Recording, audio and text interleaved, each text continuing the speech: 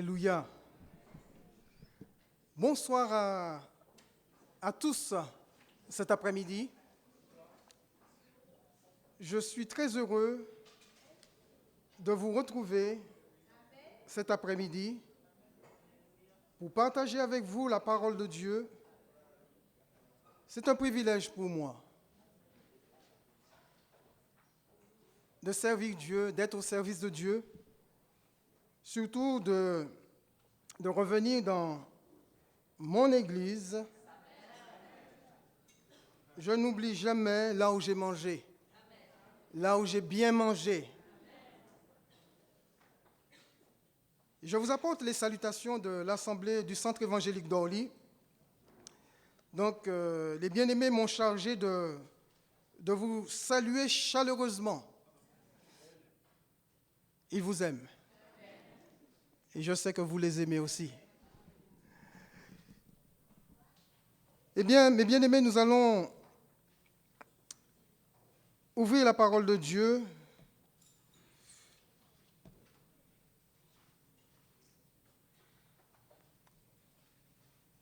Avant d'ouvrir la parole de Dieu, je voudrais juste vous poser une question. Est-ce que vous êtes, en tant que chrétien, toujours victorieux?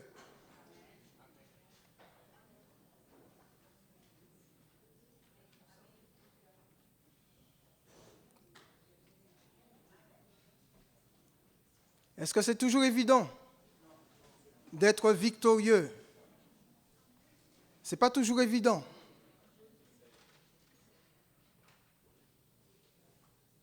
Mais le Seigneur nous appelle à marcher toujours dans la victoire ou vers la victoire. Pourquoi? Parce que tout simplement, Jésus a déjà gagné. Alléluia.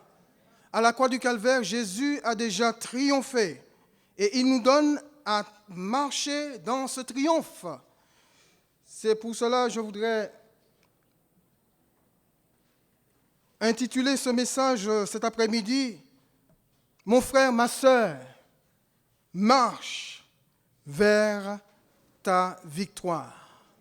Dis à ton voisin ou à ta voisine, « Mon frère ou ma sœur, marche vers ta victoire ».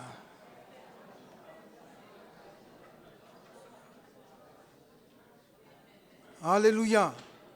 Eh bien, nous allons, mes bien-aimés, ouvrir la parole de Dieu. Je vous demande de bien vouloir vous lever pour honorer la parole du Seigneur. Nous allons lire dans Exode au chapitre 17, versets 8 à 15. Exode chapitre 17, versets 8 à 15. Il nous est dit, Amalek vint combattre Israël à Réphidim.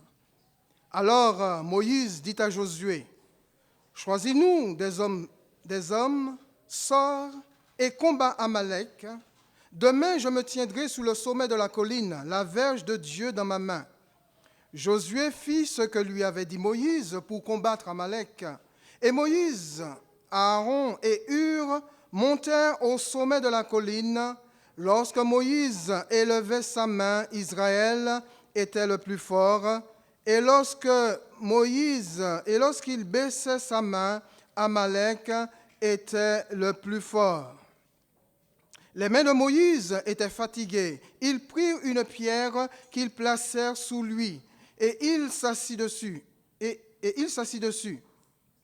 Aaron et Hur soutenaient ses mains, l'un d'un côté et l'autre de l'autre, et ses mains restèrent fermes jusqu'au coucher du soleil. Et Josué vainquit Amalek et son peuple au tranchant de l'épée.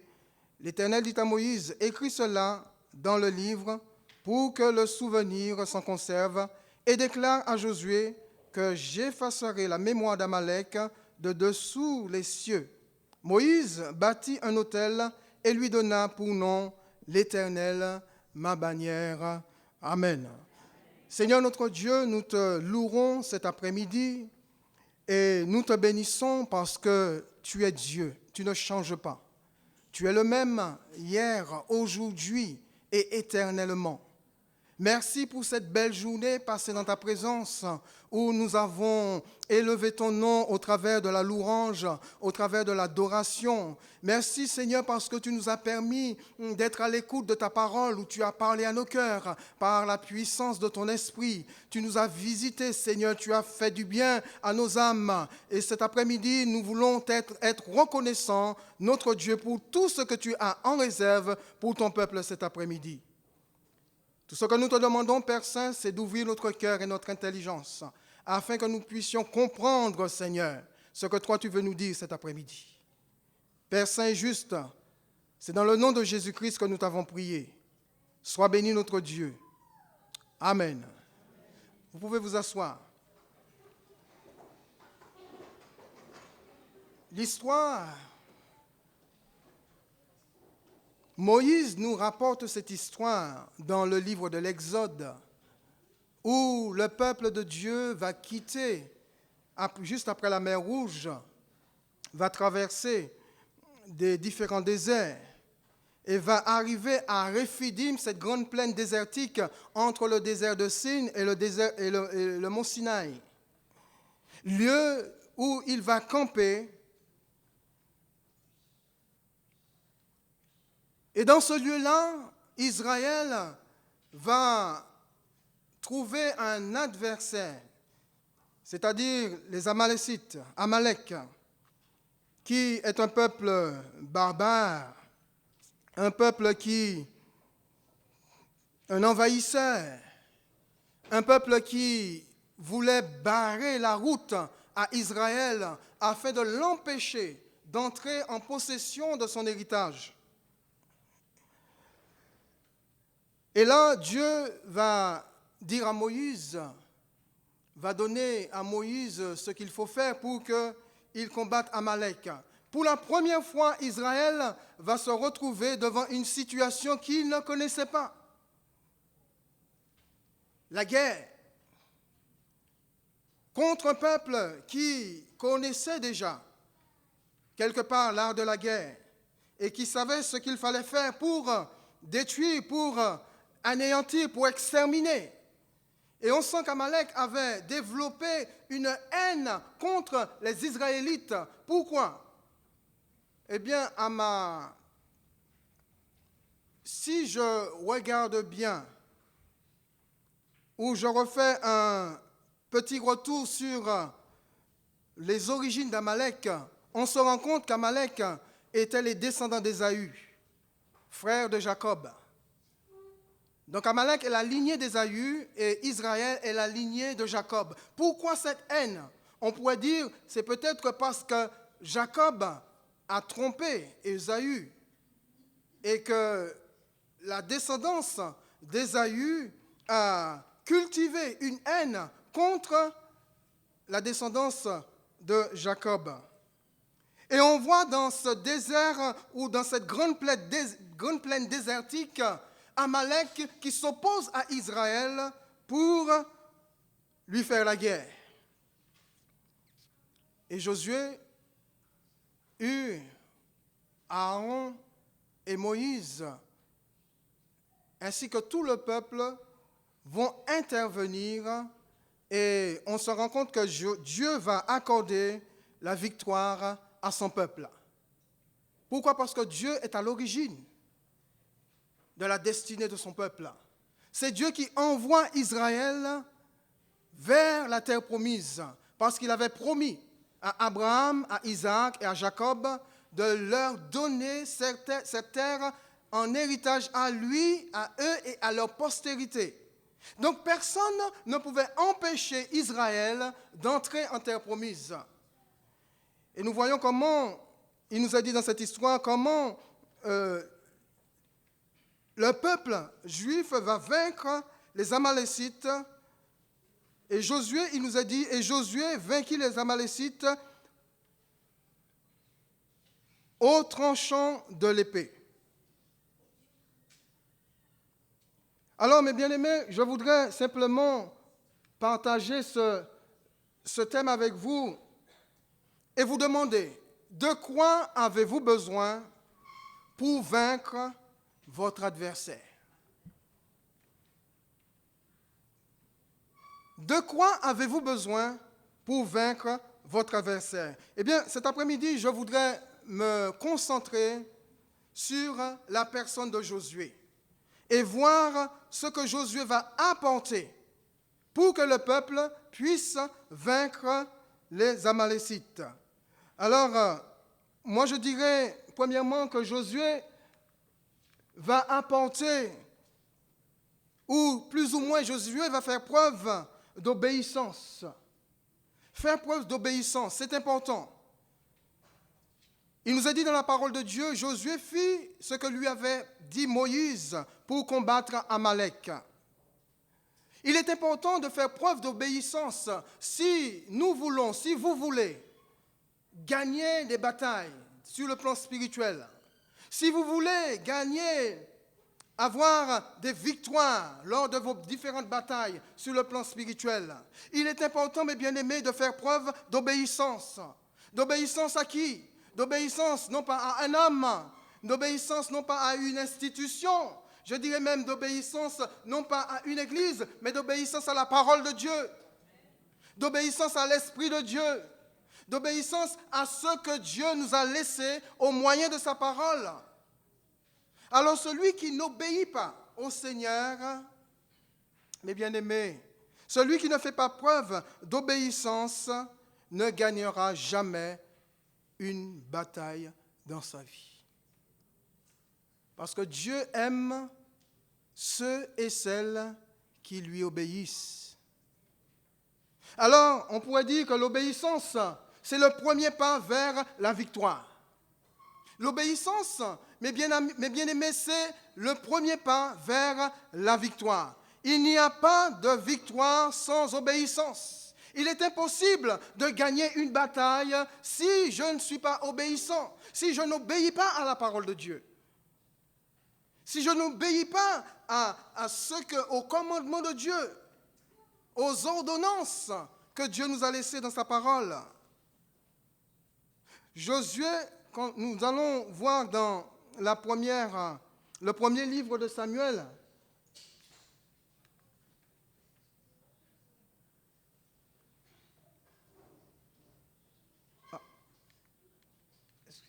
le premier livre de Samuel, 1 Samuel chapitre 15, versets 22 à 23.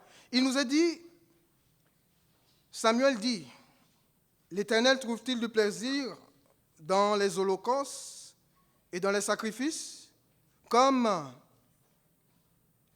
dans l'obéissance à la voix de l'Éternel? Voici l'obéissance vaut mieux que les sacrifices, et l'observation de sa parole vaut mieux que la graisse des béliers. Car la désobéissance est aussi coupable que la divination, et la résistance l'est moins que l'idolâtrie et les téraphins.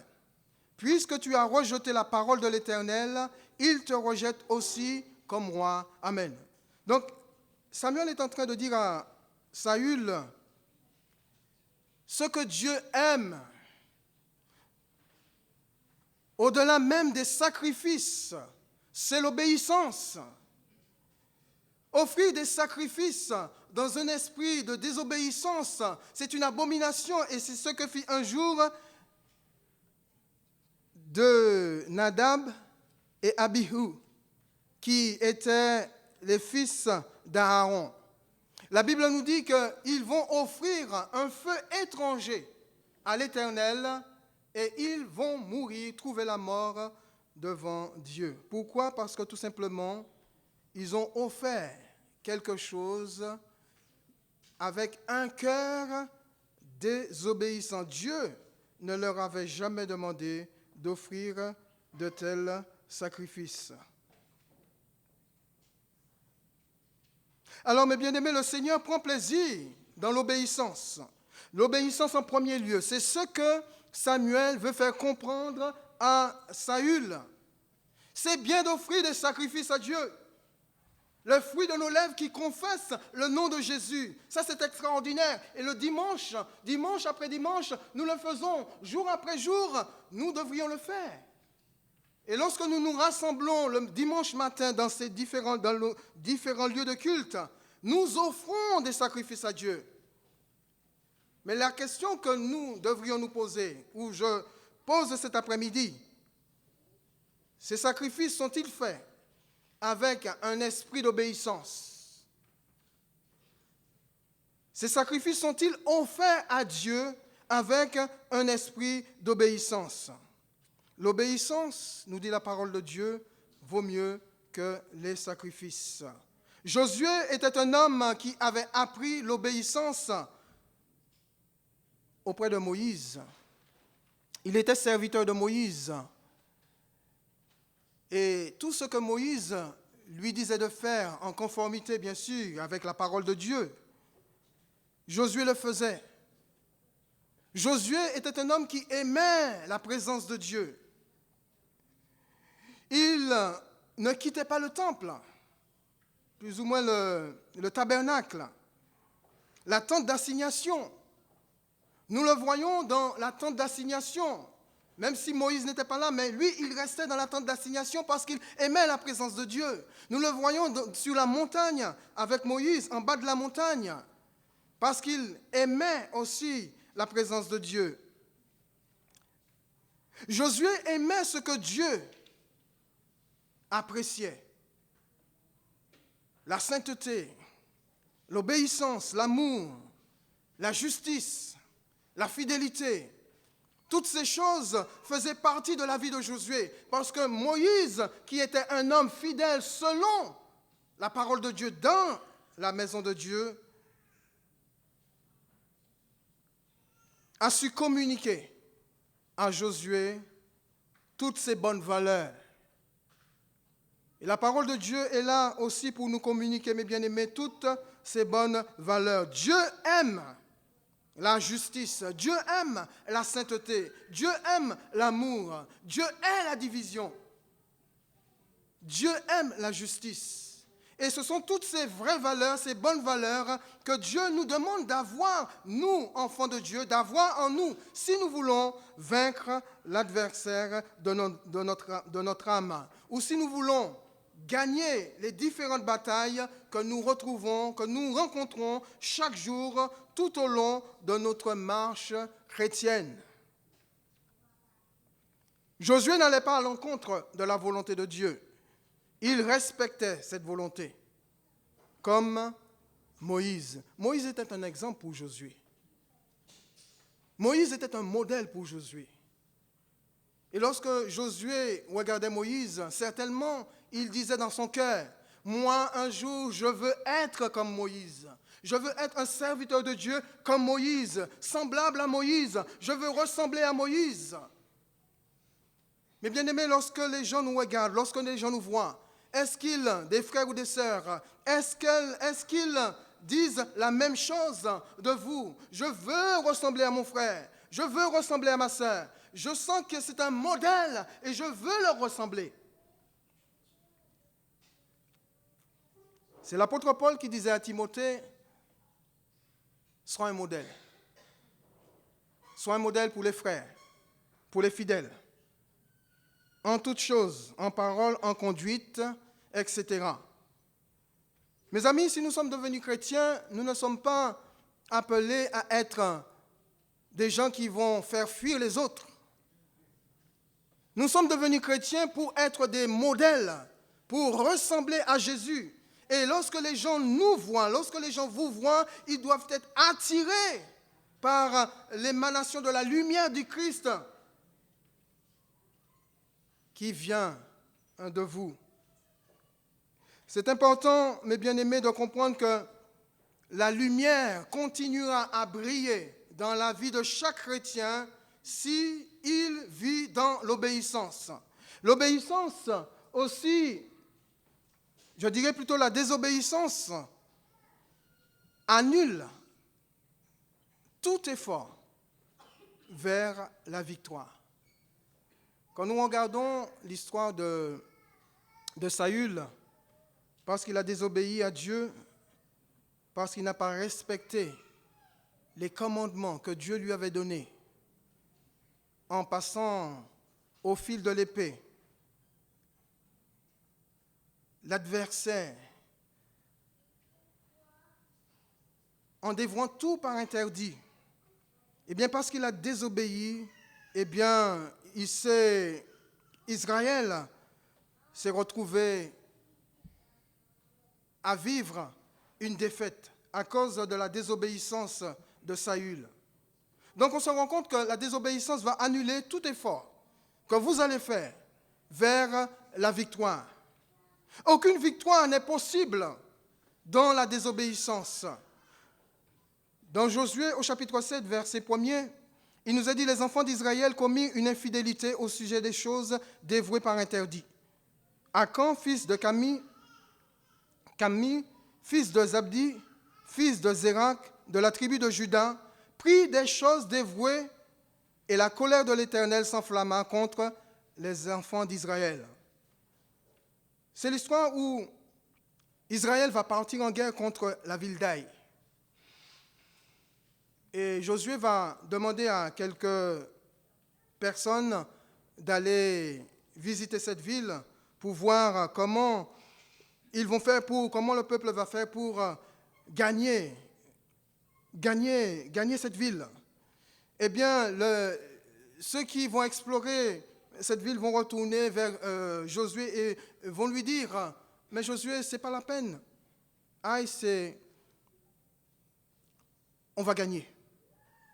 Dieu est avec nous, on va gagner. Ce n'est pas la peine d'emmener tout le peuple, prendre quelques hommes, quelques milliers d'hommes, et nous allons vers Aï, et nous gagnerons, Josué. » Lorsque vous lisez l'histoire, il nous a dit que les gens d'Aï ont fait prendre la fuite à Israël et au moins une trentaine d'Israélites furent tués. Pourquoi ? Parce que tout simplement derrière, il y a eu un esprit de désobéissance de la part d'un homme. Il nous a dit, Akan fit ce qui déplaît à l'Éternel. Il prit des choses qui étaient dévouées par interdit. Et la colère de l'Éternel s'enflamma contre les enfants d'Israël. Alors la désobéissance,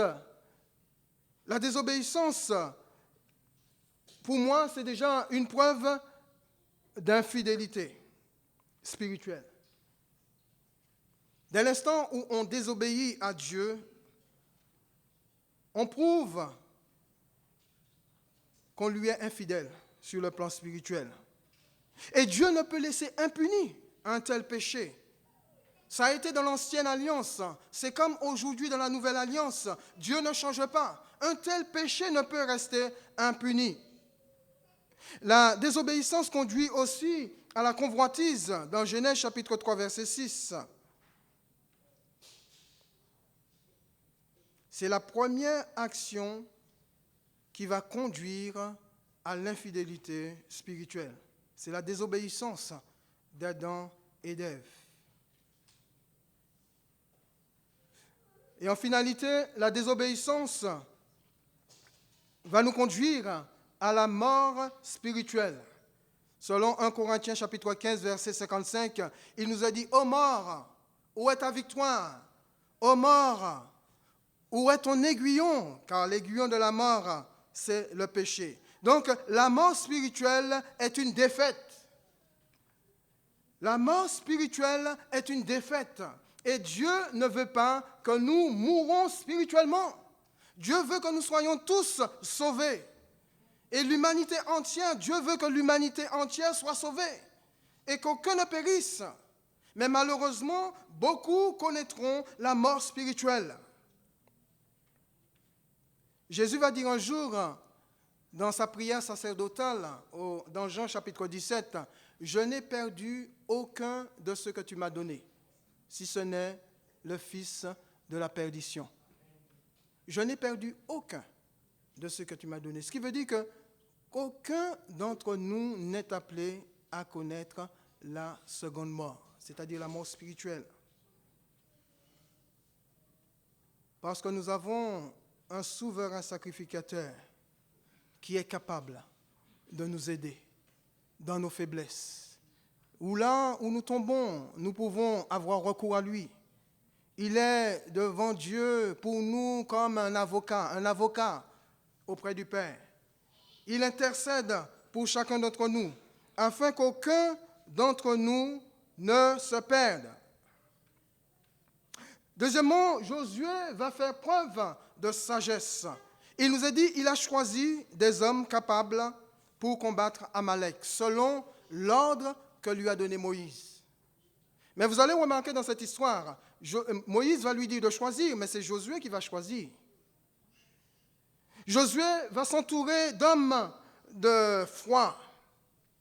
C'est important, mes bien-aimés, de vivre avec des gens qui ont la foi, des frères et des sœurs qui ont la foi, d'avoir des amis qui vivent pleinement leur foi. La foi est communicative. On peut communiquer la foi. Lorsque vous êtes quelqu'un de foi, un homme de foi, une femme de foi, eh bien les gens qui gravitent autour de vous voudront être comme vous, avoir votre foi, la foi que vous avez. La foi, elle est communicative. Nous voyons Moïse était un homme de foi. Et Moïse va communiquer la foi à Josué. Josué était un homme de foi. Et il va essayer de communiquer la foi aussi au peuple. Jésus va constamment conduire les disciples sur le chemin de la foi, afin qu'ils soient, après son retour, des hommes de foi.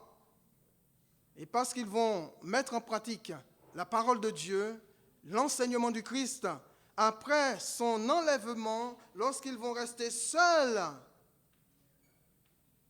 sans la présence physique de Jésus, vous allez voir, ce sont des hommes et des femmes qui vont marcher par la foi, qui vont marcher dans la foi et qui vont mourir dans la foi. Le pasteur et ses fidèles, le pasteur doit être un homme de foi qui communique la foi à ses fidèles. Les fidèles, vous frères et sœurs, vous devriez être des hommes et des femmes de foi qui devront un jour communiquer la foi à ceux qui ne l'ont pas. Un jour, je discutais avec quelqu'un, un ami qui habite au même endroit que moi, et je parlais avec lui de la foi, et il disait, si seulement je pouvais avoir la foi que tu as. Je lui ai dit tout simplement, c'est pas difficile.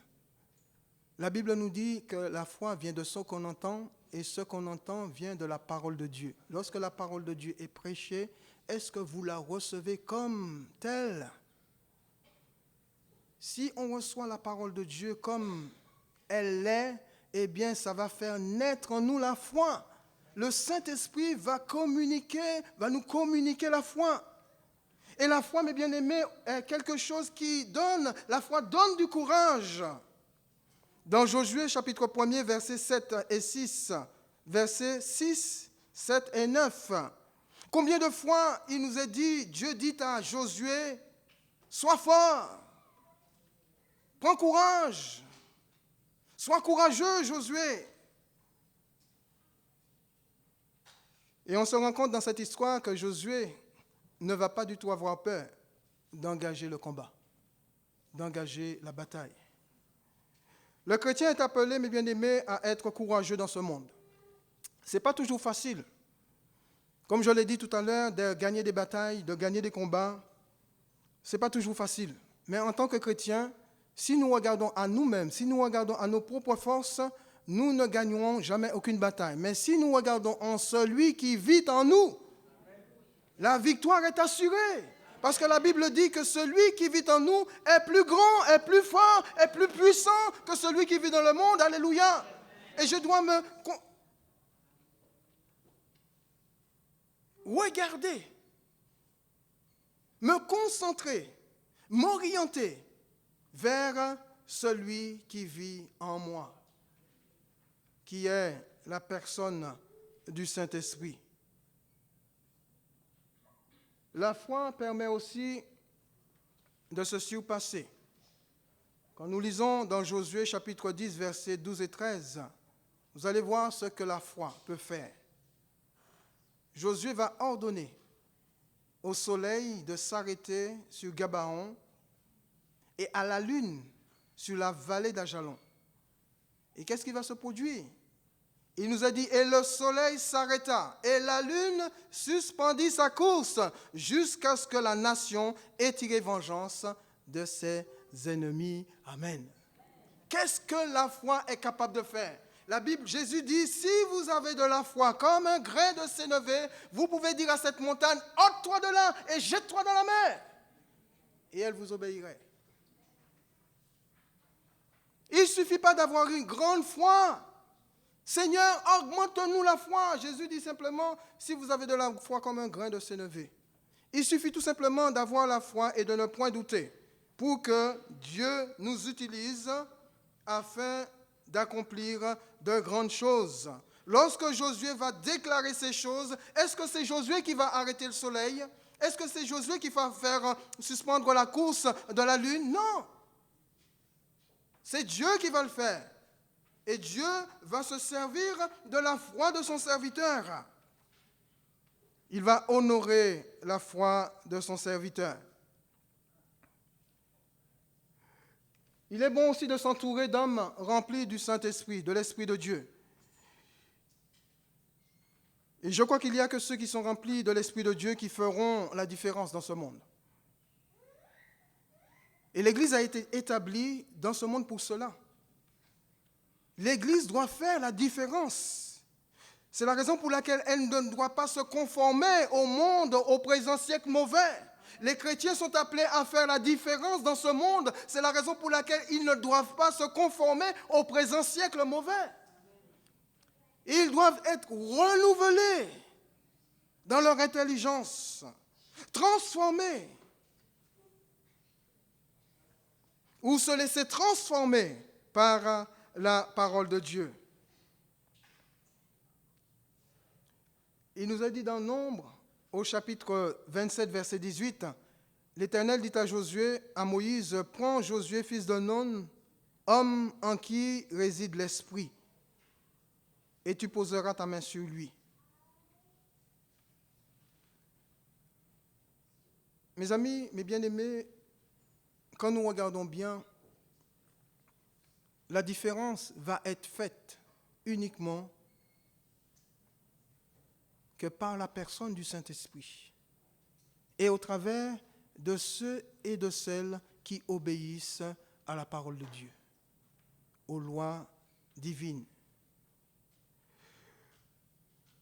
Dans Actes, au chapitre 6, versets 3 et 6, il nous est dit, « C'est pourquoi, frères, choisissez parmi vous 7 hommes, de qui l'on rend un bon témoignage, qui sont pleins d'Esprit Saint et de sagesse, et que nous chargerons à cet emploi.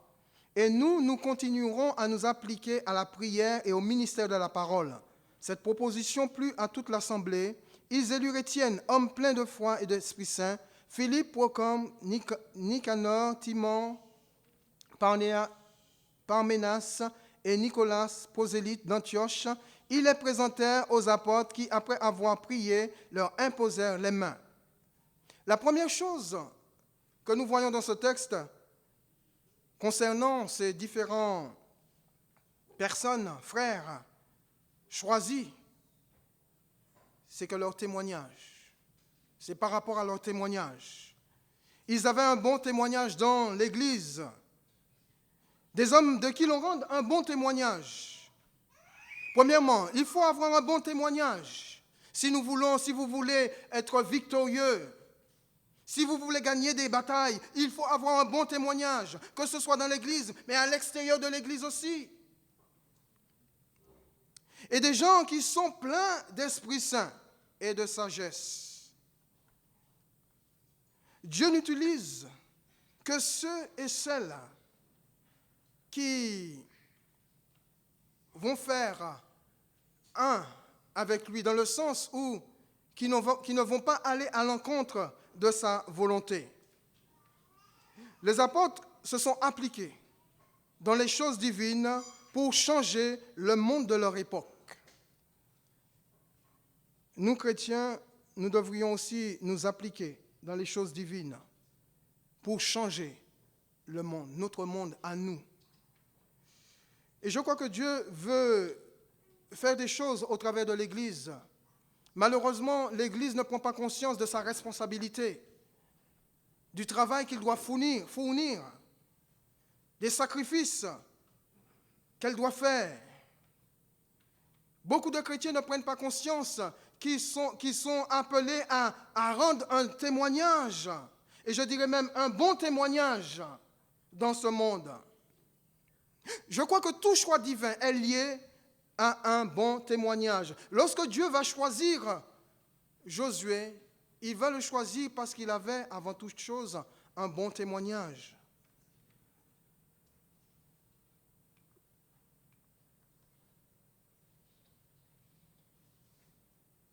Selon Éphésiens chapitre 5, verset 15, il nous a dit « Veillez donc avec soin de votre manière de vivre. Ne vous comportez pas comme des insensés, mais comme des gens sensés. » Un bon témoignage est lié aussi à la vie de l'esprit, selon Galates 5, verset 16. « Je vous dis donc ceci, laissez le Saint-Esprit diriger votre vie. Et vous, n'obéissez pas aux désirs qui animent l'homme livré à lui-même. »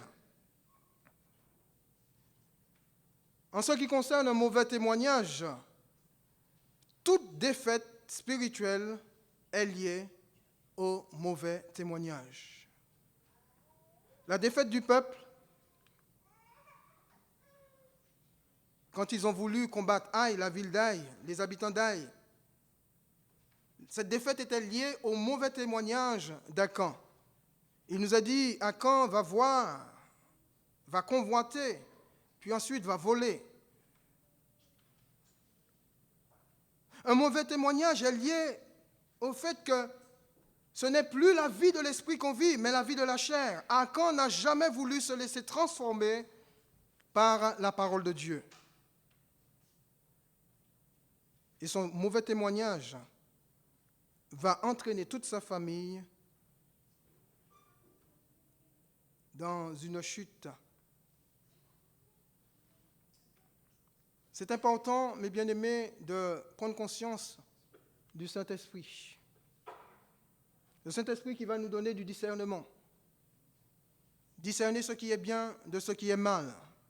Comprendre aussi le temps ou les temps dans lesquels nous nous trouvons pour ne pas perdre notre temps. S'attacher aux choses d'en haut et non à celles qui sont sur la terre. Selon Colossiens chapitre 3, verset 2. Cherchez en premier les choses du royaume, selon ce que nous dit Jésus dans Matthieu chapitre 6, verset 33. Le Saint-Esprit, au travers du discernement, va nous permettre aussi de comprendre la volonté de Dieu pour notre vie. Comprendre la volonté de Dieu pour ta vie. Que ton règne vienne, que ta volonté soit faite sur la terre comme au ciel. Au ciel, mes bien-aimés, la volonté de Dieu est faite. Sur la terre, la volonté doit être faite comme elle est faite au ciel.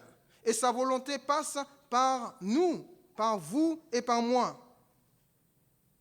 Est-ce que vous faites cet après-midi la volonté du Seigneur? Le Saint-Esprit va nous accompagner aussi dans la victoire. Parce qu'il nous a été donné pour nous aider dans nos faiblesses. Nous ne sommes pas plus que les apôtres. Les apôtres ne sont pas plus que nous. Pourtant, ils ont vécu dans la victoire. Tout simplement parce qu'ils ont fait confiance à la personne du Saint-Esprit qui les a accompagnés dans toutes les batailles qu'ils faisaient. Si nous lisons dans Éphésiens au chapitre 5, verset 18, il nous a dit « Ne vous enivrez pas de vin, cela vous conduira à une vie de désordre, mais laissez-vous constamment remplir par l'Esprit. »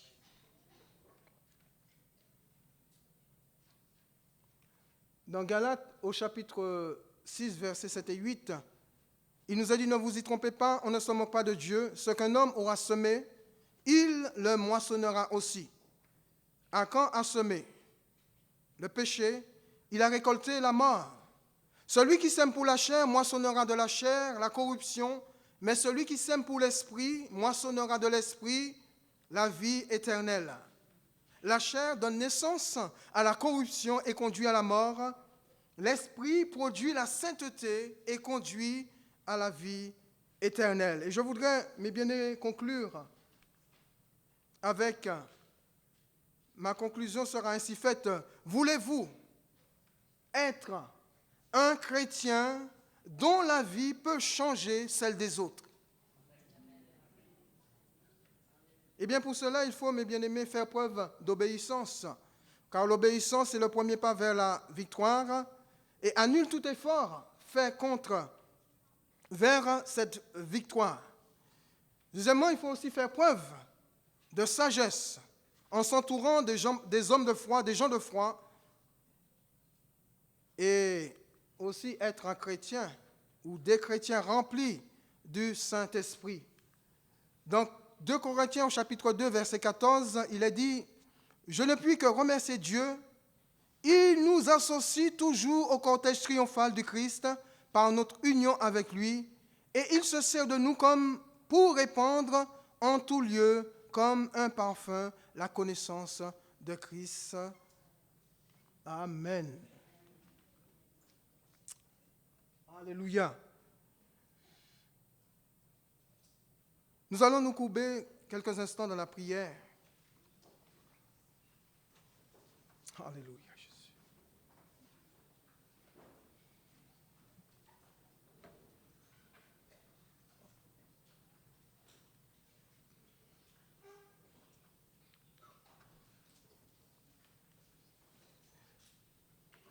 Seigneur, nous te bénissons et nous te remercions parce que nous croyons que tu veux nous utiliser. Tu veux te servir de nous. Tu veux que nous soyons tes témoins sur cette terre, dans ce monde. Témoins de ta mort, de ta résurrection. Témoins, Seigneur, de ce que tu as fait dans nos vies. Témoins de ce que tu es capable de faire dans la vie de tout un chacun. Peu importe ce qu'ils ont fait. Peu importe ce qu'ils sont. Ce que toi tu vois, Seigneur, c'est des âmes qui ont besoin d'être sauvées, d'être réconciliées avec toi. Nous te bénissons pour ta parole annoncée, Seigneur. Pour ces bien-aimés qui sont là, qui ont écouté, qui ont entendu. Et peut-être des amis qui sont là, qui ne te connaissent pas encore. Et qui veulent, Seigneur, vivre autre chose. Cet après-midi, Seigneur, je prie. Je prie pour eux. Afin que, mon Dieu, tu puisses intervenir dans leur vie. Là où il y a, Seigneur, des choses qui les empêchent de te suivre ou de marcher avec toi, Seigneur, tu les aides. Tu viens à leur secours. Seigneur, tu les encourages. Seigneur, tu les fortifies. Seigneur notre Dieu, c'est là notre prière cet après-midi, parce que nous croyons, Seigneur, que le temps est venu pour que l'Église se lève et que chaque chrétien prenne possession pleinement de la victoire qui est déjà acquise dans la personne de Jésus il y a bien 2000 ans de cela. Nous voudrions, Seigneur, être des chrétiens victorieux dans chaque bataille que nous menons. Donne-nous, Seigneur, à vaincre l'adversaire de notre âme. Donne-nous, Seigneur, à vaincre peut-être les mauvais penchants que nous avons.